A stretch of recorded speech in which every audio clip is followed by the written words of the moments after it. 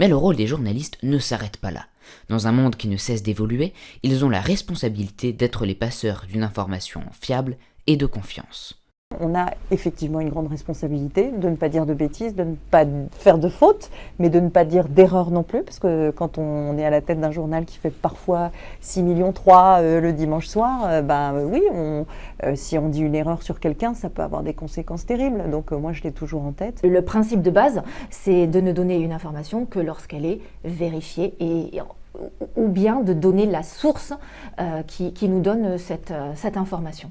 Voilà ce qui s'est passé dans le monde, ça c'est moyennement important, ça c'est important, ça je vais essayer de le décrypter, de lui donner du relief, un petit peu de recul historique, et voilà ce que, en mon âme et conscience, et avec honnêteté intellectuelle, je pense qu'il faut que vous reteniez. Le journalisme, c'est un métier, c'est pas juste un passe-temps dans sa chambre quand on est influenceur et qu'on se dit tiens, je vais donner mon avis sur la guerre à Gaza. C'est pas ça. Un journaliste, c'est quelqu'un qui va avoir une méthode, qui a appris une méthode pour savoir justement qui aller voir, comment identifier la légitimité de telle ou telle source, comment vérifier son information. Et une source ne suffit pas. C'est un métier d'artisanat et il n'y a pas de science infuse.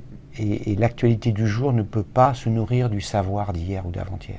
Donc c'est pas parce que tu as fait un bon article, un bon journal la veille, qu'aujourd'hui tu peux t'assoupir et te dire non mais hier ça allait, j'ai compris. Parce que tous les jours c'est un palimpseste, comme au Moyen-Âge. Tous les jours ça se réécrit, tous les jours il y a quelque chose. Ce qui me passionne moi dans le journalisme, ce sont les rencontres, les témoignages, c'est mettre les autres en avant. Les écouter, qu'ils se voient et traiter des sujets qui les concernent directement. Les autres, voilà. Ma passion, c'est les autres. Pour des jeunes qui voudraient devenir journalistes, je donnerais 4 conseils. Premier, il faut être curieux. Le deuxième, il faut être très curieux.